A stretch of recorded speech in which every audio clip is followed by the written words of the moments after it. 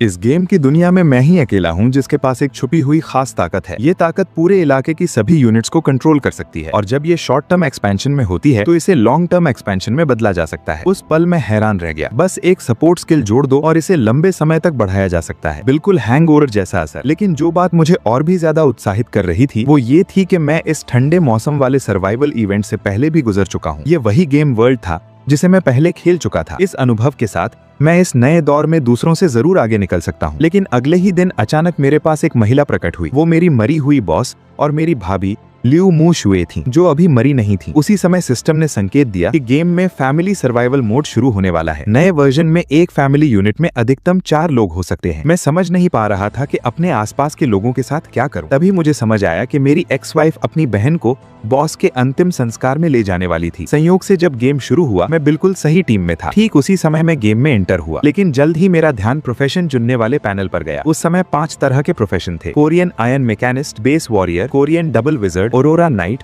और snow Hunter. मुझे पता था कि गेम में सबसे ज्यादा ताकतवर कौन है। कोरियन आयरन मैकेनिस्ट सबसे शक्तिशाली था लेकिन अपने करियर की शुरुआत में काफी कमजोर। बेस वॉरियर और स्नो हंटर शुरुआती स्टेज में अच्छे थे लेकिन असली ताकत बाद में दिखाते थे। बाकी बचे कोरियन डबल विजर्ड और ऑरोरा नाइट। ये असल में सपोर्ट क्लास थे जो टीम के साथ मिलकर काम करते हैं। और कोरियन डबल विजर्ड की परफॉर्मेंस शुरुआत से लेकर अंत तक अच्छी रहती है। इसलिए मैंने बिना सोचे सीधे कोरियन डबल विजर्ड चुन लिया। बधाई हो, आपने सफलतापूर्वक कोल्ड डबल मास्टर प्रोफेशन चुन लिया है। एलिमेंट प्यूरिफिकेशन अनलॉक हो गया है, कोल्ड रेजिस्टेंस थोड़ा बढ़ गया है और शुरुआती इक्विपमेंट स्टोरेज बॉक्स में रख दिया गया है। उसी समय सिस्टम ने चेतावनी दी, रात आने में अभी 4 घंटे 32 मिनट बाकी है। इसके अलावा न्यूबी प्रोटेक्शन पीरियड के दौरान कैंप पर कोई मॉन्स्टर हमला नहीं करेगा। ये अवधि 5 दिन 17 घंटे से कम है। ये देखकर मैं सोच में पड़ गया। अभी तापमान -32 डिग्री से नीचे था और रात में ये -20 डिग्री तक गिर जाएगा। ठंड से बचाव का मुख्य साधन था कैंप फायर और छोटा घर। कैंप फायर अभी लेवल 1 पर था जो 10 मीटर के दायरे में 5 से 20 डिग्री तक तापमान बढ़ा सकता था। फिलहाल इतना काफी था। टूटा हुआ छोटा घर अभी भी पत्थर और लकड़ी से ठीक करना बाकी था। कैंप फायर के आसपास ही सफेद पत्थरों और कटी हुई लकड़ियों का ढेर पड़ा था। मैं उन्हें इकट्ठा करने ही वाला था तभी लियू मू शुए बाहर आई। आशिंग,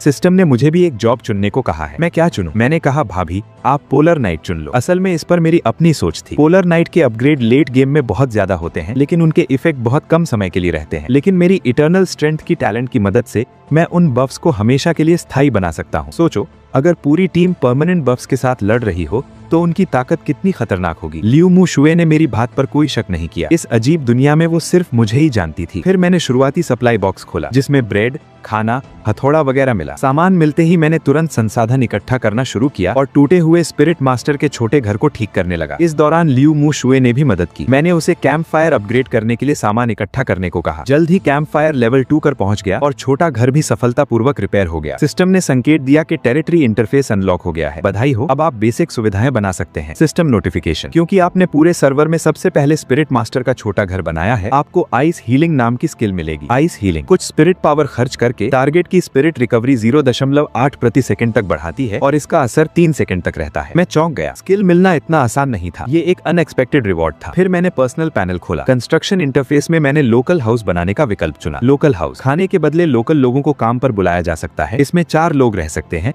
इसे बनाने में 45 मिनट लगते हैं। अगर ज्यादा लोग मिलकर बनाए तो समय कम हो सकता है। मेरे गेम अनुभव के अनुसार पहली बिल्डिंग के रूप में लोकल हाउस बनाना सबसे सही विकल्प था। इसलिए मैंने लियू मू शुए को बुलाया और हम दोनों ने मिलकर इसे बनाना शुरू किया। जल्द ही लोकल हाउस बनकर तैयार हो गया। उसी समय सिस्टम ने फिर से इनाम दिया। आप पूरे सर्वर में सबसे पहले बेस और छोटा घर बनाने वाले सर्वाइवर हैं, इसलिए आपको 50 ब्रेड मिलती है। मैं खुश हो गया। एक लोकल व्यक्ति को भर्ती करने के लिए 5 खाना चाहिए था और इस इनाम से मैंने सीधे 4 लोकल लोगों को भर्ती कर लिया। उनके असली नाम थे लेकिन याद रखने के लिए मैंने उन्हें नए नाम दे दिए। दशाजुआंग, अर्जुआंग, सानजुआंग और सीजुआंग। फिर मैंने कंस्ट्रक्शन पैनल देखा। अब मैं इंडोर स्टोव, लकड़ी की फैक्ट्री, सिलाई की दुकान जैसी चीजें भी बना सकता था लेकिन इनके लिए काफी ज्यादा संसाधन चाहिए थे। इसलिए मैंने काम बांट दिया। दशाजुआंग और अर्जुआंग को लकड़ी काटने भेजा ताकि लकड़ी मिल सके। सानजुआंग और सीजुआंग को पत्थर इकट्ठा करने भेजा और मैं और लियू मू शुए मौजूदा सामान का इस्तेमाल करके कैंप फायर को लेवल 3 तक अपग्रेड करने लगे। मैंने अंदर एक चूल्हा और कुछ साधारण फर्नीचर भी बना लिया। ये सब करने के बाद मैंने राहत की सांस ली और चैट पैनल चेक किया। जब मैंने वर्ल्ड चैनल खोला तो देखा कि लगभग हर कोई इस नई दुनिया को लेकर परेशान और उलझन में था। मैंने मन ही मन सोचा, लगता है इस गेम को मेरे अलावा अलावा किसी ने पहले नहीं खेला। तभी अचानक कैंप से अर्जुआंग की आवाज आई। मैंने देखा अर्जुआंग घबराता हुआ दौड़ता हुआ आ रहा था। मास्टर, कैंप के बाहर जंगल में एक बहुत बड़ा सांप है। दशाजुआंग को उसने काट लिया, वो लगभग मरने वाला है। मैं तुरंत दशाजुआंग के पास पहुंचा। उसकी हालत देखकर मैं समझ गया, उसकी एचपी आधी रह गई थी और वो जहर के असर में था। लेकिन मैंने गहरी सांस ली। लेवल 1 का जहर था। अगर लियू मू शुए प्यूरिफिकेशन ट्री लगा दे तो सब ठीक हो सकता है। लियू मू शुए ने तुरंत स्किल का इस्तेमाल किया, दिव्य औरोरा तुम्हें प्यूरिफाई करे, और अगले ही पल दशाजुआंग का जहर खत्म हो गया। मैं ध्यान से देख रहा था, उसके सिर के ऊपर लगातार हरे रंग के +2 के नंबर दिख रहे थे। उसी समय सिस्टम ने संकेत दिया, प्यूरिफिकेशन ट्री का टेस्ट सफल रहा और मेरी इटर्नल पावर सक्रिय हो गई। स्किल अब स्थायी परमानेंट बन चुकी थी। मैं एक पल के लिए स्तब्ध रह गया। मुझे उम्मीद नहीं थी कि हीलिंग स्किल भी परमानेंट हो सकती है, लेकिन अगले ही पल मैं बेहद उत्साहित हो गया। इसका मतलब था अब दशाजुआंग एक ऐसा फ्रंटलाइन टैंक बन चुका था जिसकी एचपी कभी खत्म नहीं होगी। सीधा सीधा अजय। दशाजुआंग ने अपने शरीर में ताकत महसूस की और तुरंत घुटनों के बल झुककर बोला, धन्यवाद मास्टर, आपकी शक्ति अद्भुत है। उसी समय सिस्टम ने मेरी लॉयल्टी भी बढ़ा दी। मैं सोचने लगा, क्या ये हीलिंग स्किल मुझ पर और लियू मू शुए पर भी काम करेगी? मैंने तुरंत वही स्किल लियू मू शुए पर लगाई। जैसा मैंने सोचा था वैसा ही हुआ। सिस्टम ने फिर से बताया कि स्किल परमानेंट हो गई है। हम दोनों हैरान रह गए। ये क्षमता बहुत ज्यादा ओवरपावर्ड थी। मैंने सोचा खुद पर भी लगा लूं, लेकिन अचानक मेरा सिर चकराने लगा। मैं समझ गया ये मेरी मानसिक शक्ति की सीमा है, लेकिन कोई बात नहीं, मेरे पास अब अनंत हीलिंग वाला टैंक था। चलो पहले उस सांप को खत्म करते हैं। हम तुरंत मौके पर पहुंचे। मैंने उस जहरीले सांप की जानकारी देखी। वो लेवल 2 का मॉन्स्टर था। अब समझ आया कि पहले ये लोग क्यों हार गए थे, लेकिन अब हालात अलग थे। मेरे सामने एक अनंत हीलिंग वाला टैंक खड़ा था। मैंने बिना रुके हमला किया। कुछ ही समय में जहरीला सांप मारा गया। आपको 30 एक्सपी मिली। बधाई हो, आप इस क्षेत्र में सबसे पहले मॉन्स्टर मारने वाले खिलाड़ी हैं। आपको एक खास इनाम मिला है, स्नेक क्लैन प्रीस्टेस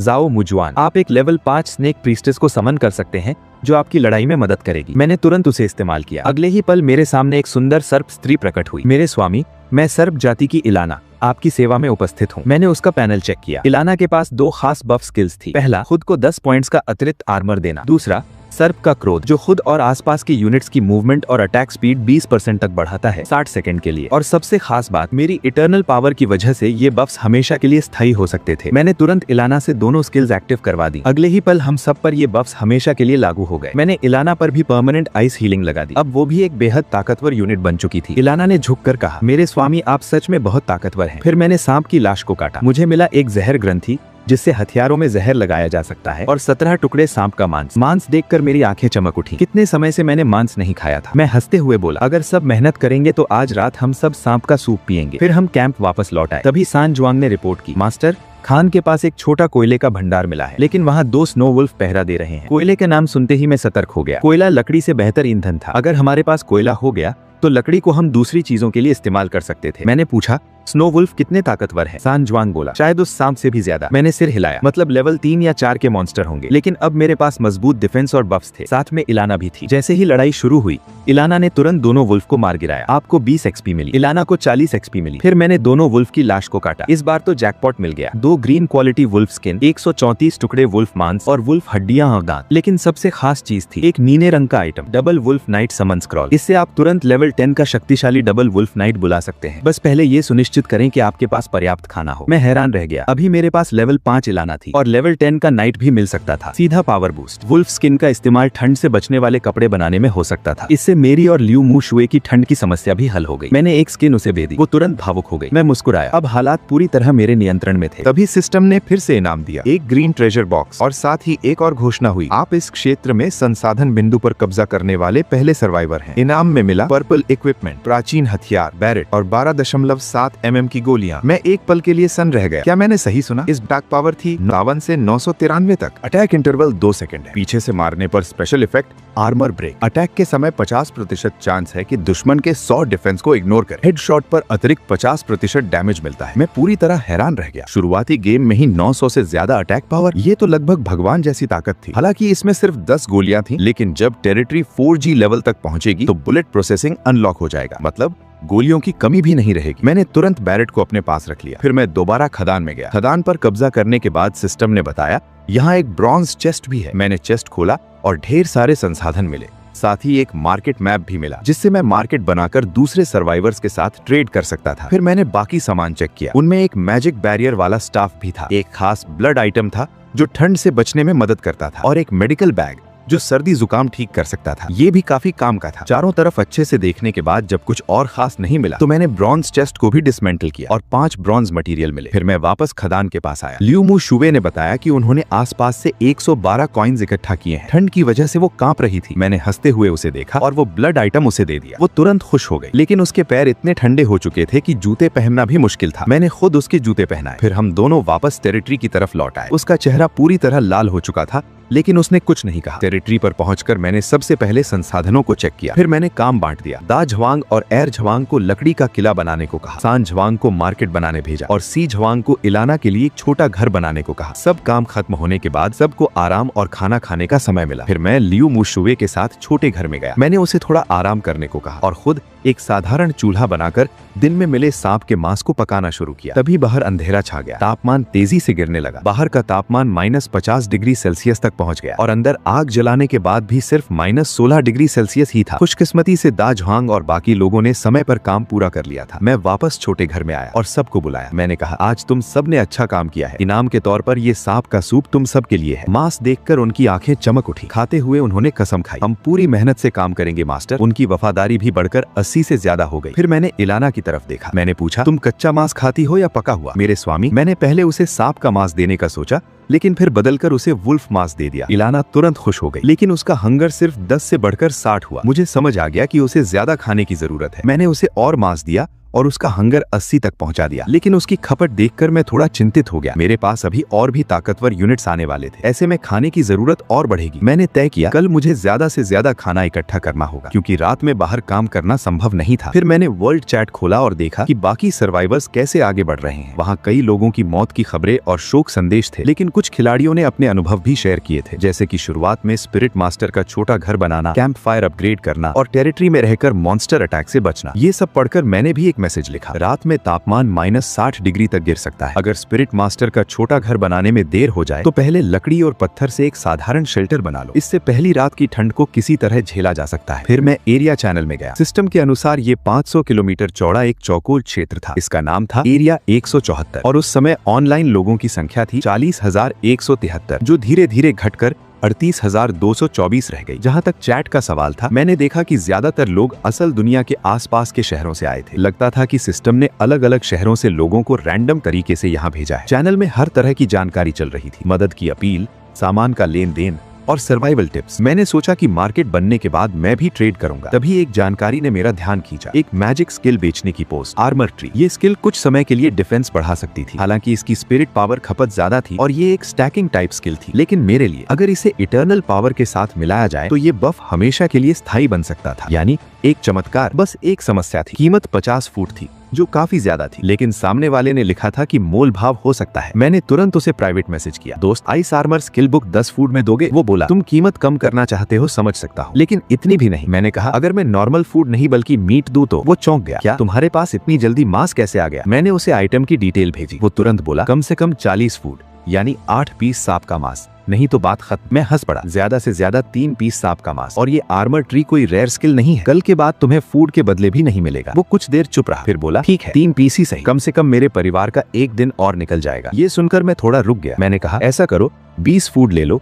और मैं 5 ब्रेड एक्स्ट्रा दे दूंगा। वो मान गया। इस तरह मुझे आर्मर ट्री स्किल मिल गई। ये स्किल कुछ स्पिरिट पावर खर्च करके खुद या किसी और के डिफेंस को 0.6 तक बढ़ाती है और इसका असर 30 सेकंड तक रहता है। मेरी स्पिरिट पावर अभी 8 थी, तो ये स्किल मुझे 5 पॉइंट्स का आर्मर देती थी। अगले ही पल मैंने इसे इस्तेमाल किया और जैसा उम्मीद थी, सिस्टम ने बताया कि इटर्नल पावर सक्रिय हो गई है। स्किल अब स्थायी बन चुकी है। मेरा आर्मर स्थायी रूप से 5 पॉइंट्स बढ़ गया। मैं खुश हो गया। अब मेरा कुल आर्मर 15 पॉइंट्स हो गया था। लेवल 3 से नीचे के मॉन्स्टर अब मुझे नुकसान भी नहीं पहुंचा सकते थे। इसके बाद मैंने लियू मू शुवे पर भी ये स्किल लगा दी। उसी समय वो चैट चैनल से बाकी सर्वाइवर्स की हालत समझ चुकी थी। अब उसे एहसास हुआ हर कोई उसकी तरह सुरक्षित और गर्म घर में नहीं है। वो मेरी तरफ देखकर बोली, धन्यवाद सिंह, अगर तुम नहीं होते तो शायद मैं ठंड से मर जाती। मैंने शांत होकर कहा, कोई बात नहीं भाभी, अब हम एक टीम है। अगर हमें इस दुनिया में जिंदा रहना है तो हमें एक दूसरे का साथ देना होगा। मैं तुम्हारी मदद करता हूँ और तुम मेरी। वो बोली, मैं भी जल्दी इस दुनिया के हिसाब से खुद को ढाल लूंगी, तुम पर बोझ नहीं बनूंगी। फिर मैंने उसे गुड नाइट कहा। हम दोनों सोने की तैयारी करने लगे। तभी अचानक किसी ने लियू मू शुवे को फ्रेंड रिक्वेस्ट भेजी। वो उसकी माँ थी और तुरंत एक वीडियो कॉल आ गया। उधर से उसकी माँ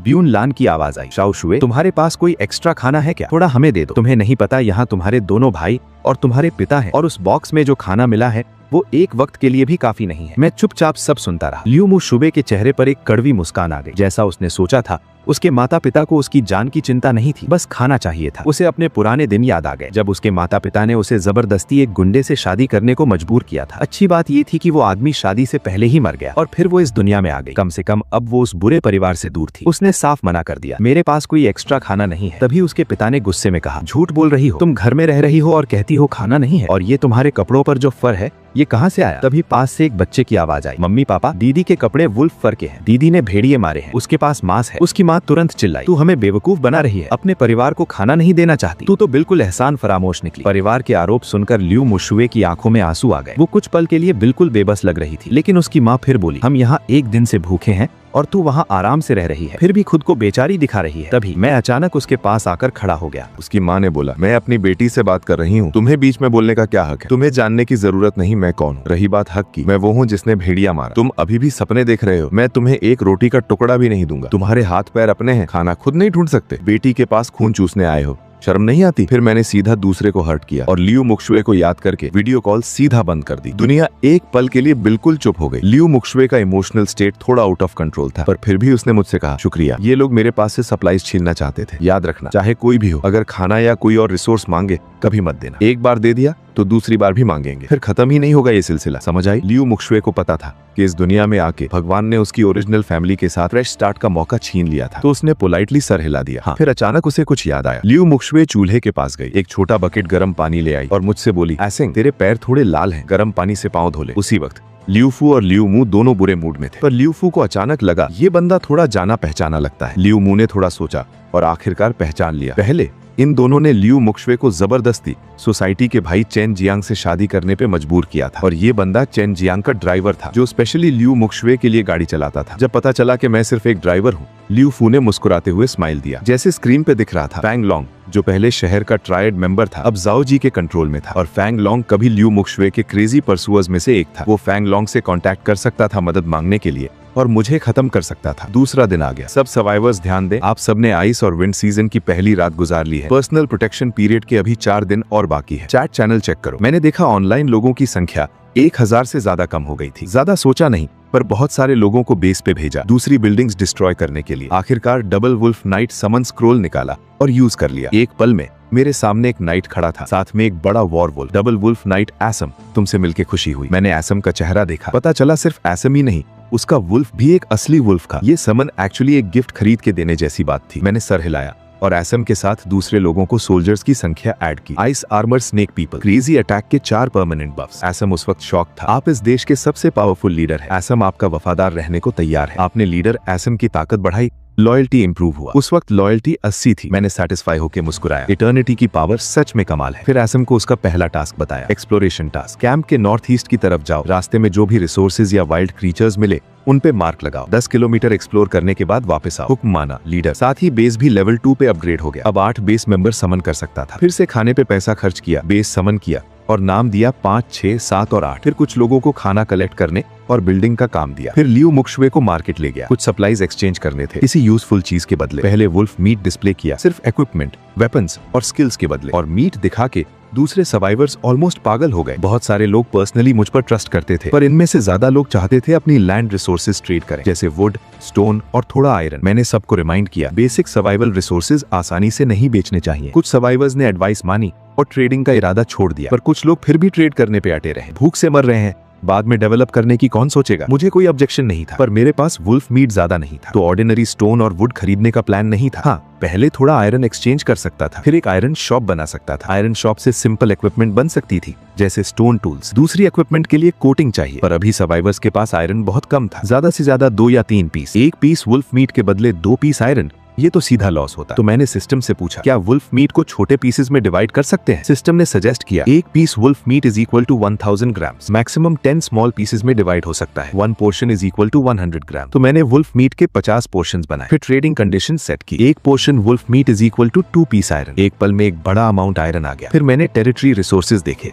ये रिसोर्सेज से सील शॉप और आयरन वॉल शॉप दोनों बन सकती थी। और जब दूसरे सर्वाइवर्स अभी भी चीजें ढूंढ रहे थे, मेरा टेरिटरी पहले से ही आगे निकल चुका था। प्रोग्रेस बहुत फास्ट थी, ये कहना गलत नहीं होगा। आगे बस इसी रिदम में डेवलप करना है। थोड़ी ही देर में टेरिटरी लेवल अपग्रेड हो जाएगा और ज्यादा एडवांस्ड बिल्डिंग्स बन सकती हैं। सिर्फ इतना कह सकता हूँ, फ्यूचर में बहुत उम्मीद है। फिर मैंने ल्यू मुक्शुए को भी लड़ना सिखाया, पर तभी अचानक सिस्टम ने रिमाइंड किया, तुम्हारा टेरिटरी मेंबर असामू अटैक्ट हुआ। मैं एक पल के लिए रुक गया। असामू ऑलरेडी एक लेवल 10 नाइट है, उसके नीचे 2 वुल्व्स, बेसिकली कोई ओपोनेंट नहीं होता उनका। अगर अटैक हुआ मतलब असामू ने कोई स्ट्रॉन्ग एनिमी एनकाउंटर की। दूसरी तरफ ल्यू मुक्शुए को भी रिमाइंडर आया। वो तुरंत फिक्र में पड़ गई। मैंने उसे धाड़स बंधाई। असामू के पास 4 परमानेंट स्टेट्स हैं। जब तक एक ही अटैक में नहीं मरा, अपनी जान बचाने की एबिलिटी तो है उसमें। जैसे कि एक्सपेक्ट किया था, कुछ मिनट बाद असामू के मरने की कोई इन्फॉर्मेशन नहीं आई। फिर मैंने देखा असामू टेरिटरी में वापस आ गया। मैं तुरंत बैरिटन लेके आगे बढ़ा और पूछा, क्या हुआ? असामू ने तुरंत माफी मांगी और एक्सप्लेन किया, टेरिटरी से करीब 3 किलोमीटर दूर हमने एक पावरफुल स्नो लेपर्ड बेयर ढूंढी। वो बेयर बिजली भी रिलीज करता है। मैं और लिंगडोंग एक दूसरे के पास नहीं थे। अगर जंगल के लॉर्ड ने पहले से हमें एक्स्ट्रा पावर ना दी होती तो शायद हम वापस ना आ पाते। मेरा अंदाजा है सिर्फ लेवल 2 नाइट ही उसे डिफीट कर सकता है। ये सुन के मैंने थोड़ा सोचा, फिर दोनों की स्टेट रिस्टोर की और बोला, असामू मुझे वहाँ ले चलो एक बार। वो स्नो बेयर सिर्फ 3 किलोमीटर दूर है हमारे कैंप से। ये बहुत डिस्टर्बिंग है। पहले उसकी ताकत ऑब्जर्व करनी होगी। पर मुझे कॉन्फिडेंस भी था। मेरे हाथ में बैरेट था। लेवल 20 से नीचे के मॉन्स्टर्स के लिए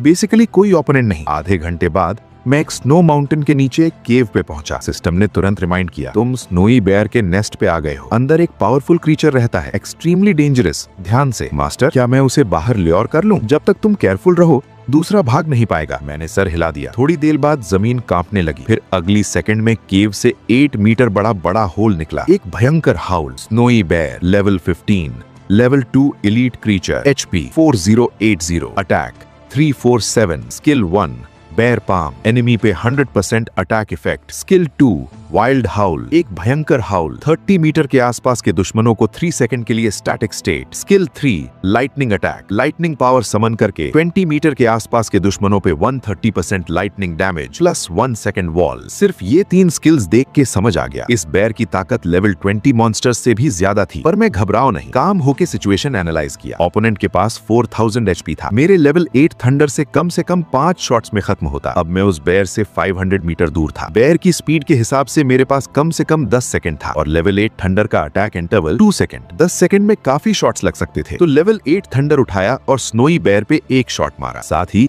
स्नोई बेयर के बॉडी पे मार्क आ गया। 872 का भयंकर डैमेज फ्लोट किया और सेंटर ऑफ ग्रेविटी खो के सीधा जमीन पर गिर गया। मैंने रुकना नहीं दिया, दूसरा शॉट मारा। इस बार डैमेज 1 2 3 4। लेवल 8 थंडर की प्रोटेक्शन इग्नोर इफेक्ट काम आई। 2 शॉट्स लगातार और स्नोई बेयर कंप्लीटली एनरेज्ड हो गया। उठ के फिर मेरे तरफ दौड़ पड़ा। मैंने एक और शॉट मार दिया, पर ये वाला, अरे यार मिस। क्या बकवास गन है ये। पर इस वक्त भी स्नोई बेयर की HP 1974 थी। मैंने अपनी और बेयर के बीच की डिस्टेंस कैलकुलेट की। सिर्फ 2 और शॉट्स का मौका था, पर मैं बिल्कुल काम था। एक और शॉट, 893 डैमेज। अब स्नोई बेयर सिर्फ 100 मीटर दूर था और मेरा आखिरी शॉट बाकी था। जीत का राज था यही एक पल, एक पावरफुल भयंकर 1574 का हॉरर डैमेज सीधा स्नो लेपर्ड बेयर के सर से फ्लोट हुआ। आखिरी बार ना सिर्फ लगा, बल्कि बेयर के सर का स्पेशल इफेक्ट भी ट्रिगर हो गया। सिस्टम प्रॉम्प्ट, तुमने successfully level 15 snow leopard bear को किल किया। मॉन्स्टर किल किया। एक्सपीरियंस वैल्यू 350 into 100% मिलेगा। Attack 1400 points of experience. तुम्हारा लेवल अपग्रेड हुआ। Current level 3। मैं एकदम खुश हो गया। एक साथ 2 लेवल्स। पर सिस्टम अभी रुका नहीं। स्नो लेपर्ड बेयर किल करने पर मिला पहला वॉर आइटम,